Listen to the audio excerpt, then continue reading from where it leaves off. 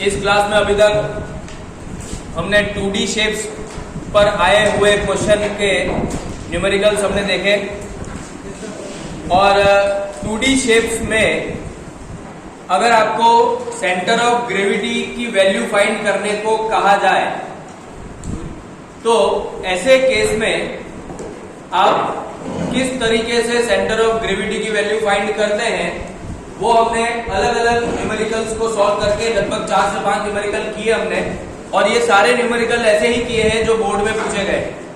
उन सभी न्यूमेरिकल्स को आपने अपने हाथों से खुद ने सॉल्व किया है। मैंने आपको एक ही बताया था, बाकी के चारों न्यूमेरिकल आपने खुद ने सॉल्व किए और आंसर भी लगभग सभी के आ गए। इसका मतलब ये है कि 2D शेप पर आधारित अगर क्वेश्चन या न्यूमेरिकल बोर्ड की परीक्षा में पूछा जाता है तो आप लोग सॉल्व कर लें। ठीक है, अब हम आगे बढ़ते हैं इसी चैप्टर के अंदर।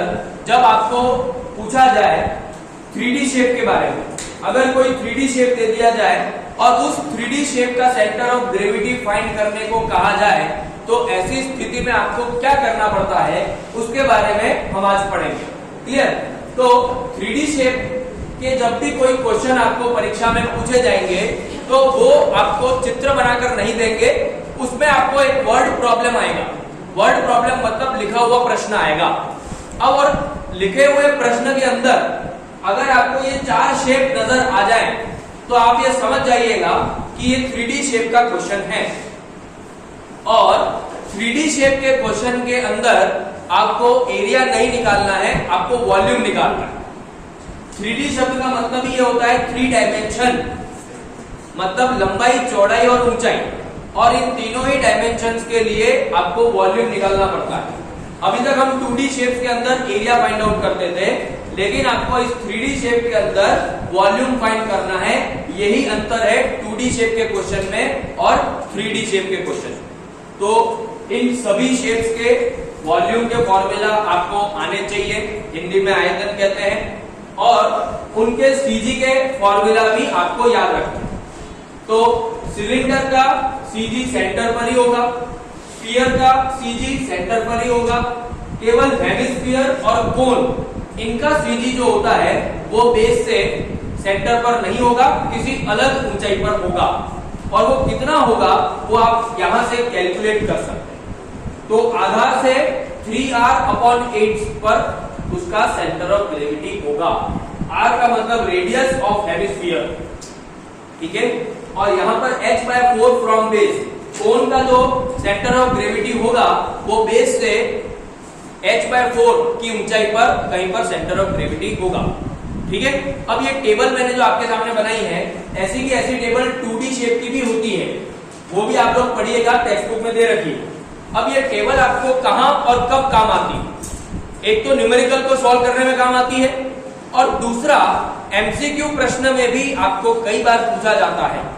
जैसे पूछ ले कि कोन का सेंटर ऑफ ग्रेविटी कहां पर स्थित होगा, A B C D option, A option h/2, B option h/3, C option h/4, D option none of this. तो आपका आंसर होगा h/4 फ्रॉम बेस। अब इसमें भी आपको उलझाने के लिए कुछ और ट्रिक लगा सकते हैं। केवल h/4 लेते हैं एक ऑप्शन में और दूसरे ऑप्शन में लिखे h/4 फ्रॉम बेस, तो आपका आंसर होगा h/4 फ्रॉम बेस। इस बात को याद रखिएगा। h/4 फ्रॉम टॉप दे दे, आपको ये याद रखना है h/4 फ्रॉम बेस। आ रही बात समझ में? तो ऐसे एमसीक्यू क्वेश्चन भी डायरेक्ट फॉर्मूला पर आधारित पूछे जा सकते हैं। तो एक तो मुझे याद आ रहा है कोन का क्वेश्चन पूछा गया था, और एक क्वेश्चन ट्रेपेजियम का पूछा गया, समलंब चतुर्भुज का, जिसमें आपको पूछा गया था कि उसका सेंटर ऑफ ग्रेविटी कहां पर स्थित है, तो वो 2D शेप में आता है ट्रेपेजियम।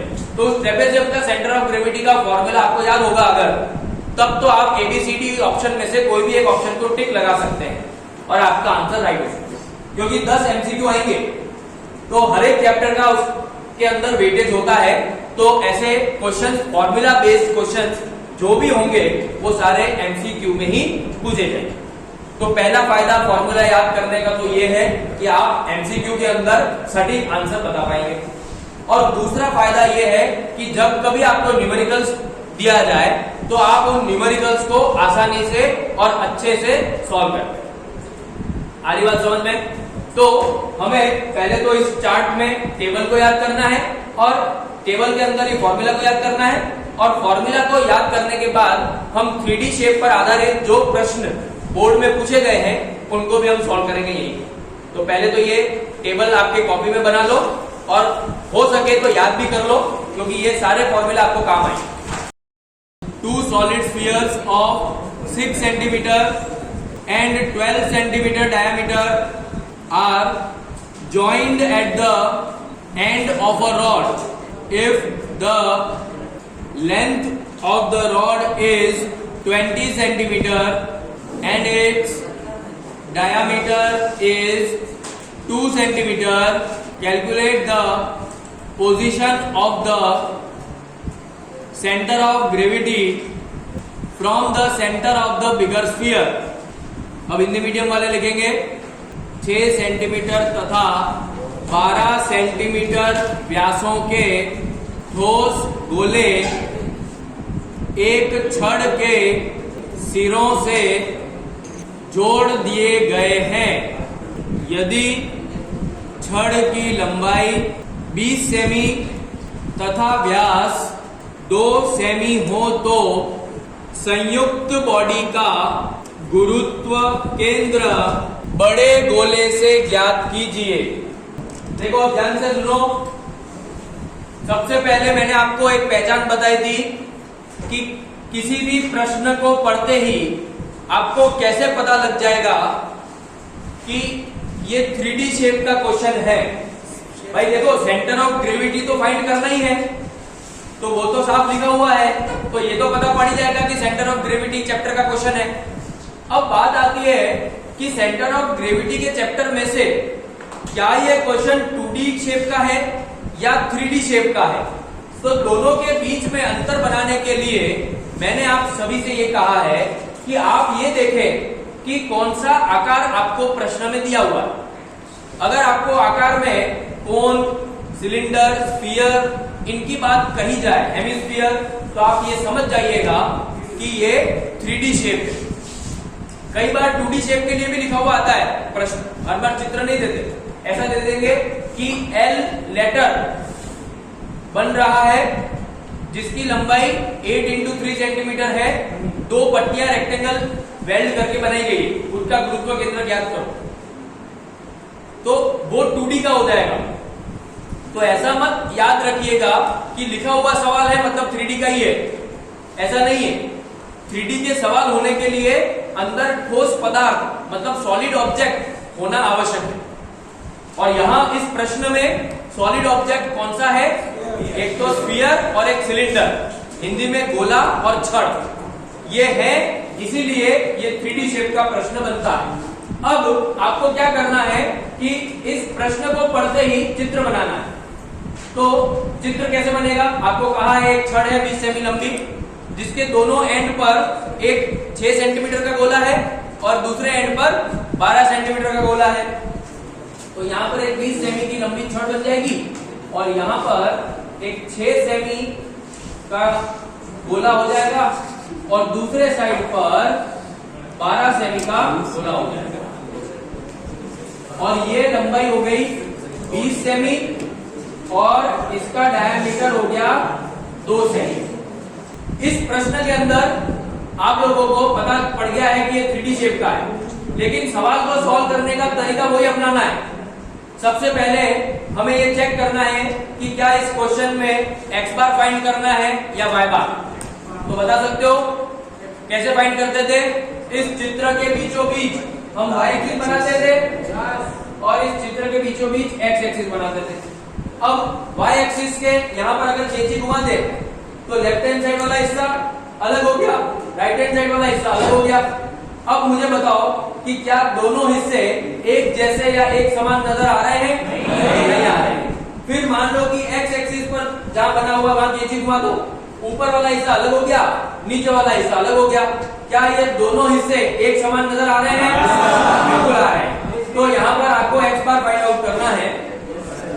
अब आपको क्या करना है, इस चित्र में नंबर ऑफ ब्लॉक्स बनाने। अब जो 2D शेप हुआ करता था उसमें आप ब्लॉक कैसे बनाते थे किसी भी पार्ट को बंद करके एक नया आकार बना लेते थे तो वो एक ब्लॉक बन जाता था। लेकिन यहां पर आपको पहले से स्वयं में एक आकार बना हुआ दिया हुआ है। जब पहले से प्रश्न में ही आकार दिया हुआ हो तो वहां पर आपको कहीं पर कुछ नहीं करना है, उन आकार को नंबरिंग कर दो बस। जैसे यहाँ पर कितने आकार नजर आ रहे हैं? तीन आकार, तो 3 नंबरिंग हो जाएगी। ये पहला, ये दूसरा, ये तीसरा, तो 3 ब्लॉक बन गए। समझ में आ रहा है? अब 3 ब्लॉक बनने के बाद आपको x बार का सूत्र बनाना है। अभी तक आप जो सूत्र बनाते थे वो बनाते थे x1a1 plus x2a2 plus x3a3 upon a1 plus a2 plus a3। लेकिन यहाँ पर थोड़ी सी भिन्नता ये है कि एरिया की जगह पर वॉल्यूम लिखना है, बस बाकी सेम है। तो यहाँ फॉर्मूला बन जाएगा x1v1 plus x2v2 plus x3v3 upon v1 plus v2 plus v3। जहां जहां पर एरिया लिखा हुआ करता था 2D शेप में, वहां वहां पर आपको वॉल्यूम लिखना है v1 v2 v3। आ रही बात समझ में? अब आपको क्या करना है, v1 निकालना है, v2 निकालना है और v3 निकालना है। v1 का मतलब क्या होता है? अगर हमें v1 की वैल्यू निकालनी है तो हमें पता होना चाहिए v1 का मतलब क्या है। v1 का मतलब होता है पहले ब्लॉक का वॉल्यूम, मतलब पहले ब्लॉक का आयतन। और जब आप पहले ब्लॉक का वॉल्यूम निकालने का प्रयास करते हैं तो आपके दिमाग में यह आना चाहिए कि पहला ब्लॉक जो है उसका आकार क्या? स्फीयर। तो स्फीयर के वॉल्यूम का फॉर्मूला क्या? 4/3 पाई। ये प्रश्न आपको स्वयं से पूछने हैं और उत्तर मिलता जाएगा और सवाल सॉल्व होता जाएगा। ठीक है, तो v1 का फॉर्मूला है 4/3 पाई r क्यूब, जहां पर r का मान, त्रिज्या, रेडियस की वैल्यू क्या लोगे? 3। दूसरा v2 का मतलब सेकंड ब्लॉक का वॉल्यूम। सेकंड ब्लॉक का वॉल्यूम ये सोचने से पहले देख लो चित्र में कि सेकंड ब्लॉक का आकार क्या है? सिलेंडर। तो सिलेंडर के वॉल्यूम का सूत्र क्या पढ़ा अपन ने अभी?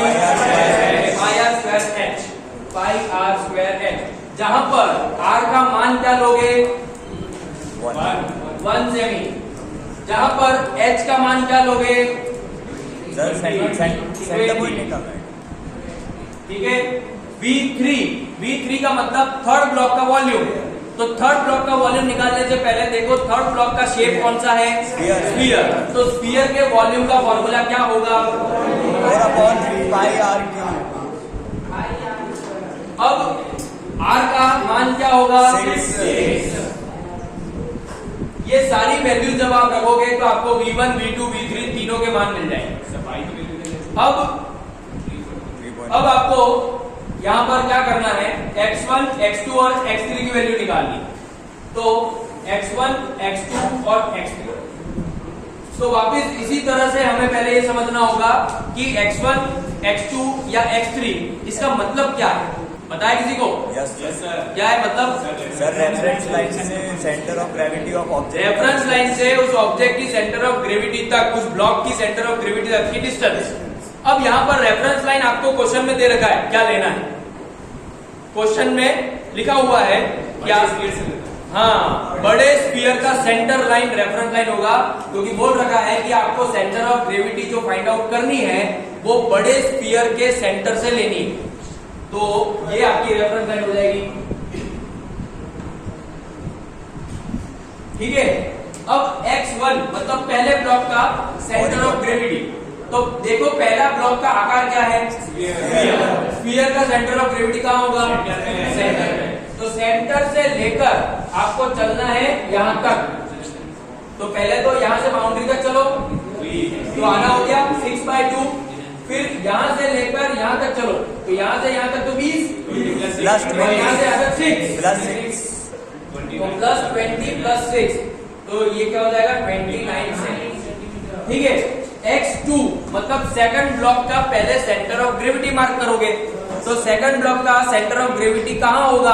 पहले शेप देखो, शेप क्या है? सिलेंडर। तो उस चार्ट में देखो कि सिलेंडर का सेंटर ऑफ ग्रेविटी कहाँ होता है? सेंटर। तो सेंटर पे आप मार्क कर लो। अब यहाँ से यहाँ तक की दूरी ज्ञात करनी है, तो पहले तो यहाँ से यहाँ तक कर लो आधा, तो 20/2। अब यहाँ से लेकर यहाँ तक चल जाओ, प्लस 6 ये 16 सेमी। अब x3 मतलब थर्ड ब्लॉक का सेंटर ऑफ ग्रेविटी पहले मार्क करोगे, तो कहां होता है थर्ड ब्लॉक का? ठीक है, अब आपको डिस्टेंस कहां से कहां तक लेनी है? लाइन से सेंटर ऑफ ग्रेविटी से रेफरेंस लाइन तक। तो सेंटर ऑफ ग्रेविटी भी यही है, रेफरेंस लाइन भी यही है, तो यहां से यहां तक की दूरी कितनी होगी? 0। तो x3 का मान हो गया 0। समझ में आ रही बात? तो ये x1 x2 x3 की वैल्यू हो गई, ये v1 v2 v3 की वैल्यू हो गई। ये 6 की 6 वैल्यू जब आप इस x बार के फॉर्मूला में रखोगे तो आपको x बार का आंसर मिल जाएगा। अब आप पूछ रहे थे कि पाई की वैल्यू क्या लेनी है, तो आप लोगों को साइंटिफिक कैलकुलेटर इसीलिए मंगवाया मैंने कि आप लोग डायरेक्ट पाई लिखवा सकते हैं स्क्रीन के ऊपर। कैसे लिखवा सकते हैं? शिफ्ट दबाकर EXP दबाओ, शिफ्ट दबाकर EXP। जैसे कंप्यूटर में @ कैसे लिखते हो बताओ? शिफ्ट दबाकर 2। क्यों? क्योंकि 2 के ऊपर @ लिखा होता है। यहां पर भी EXP के ऊपर पाई दिखेगा आपको।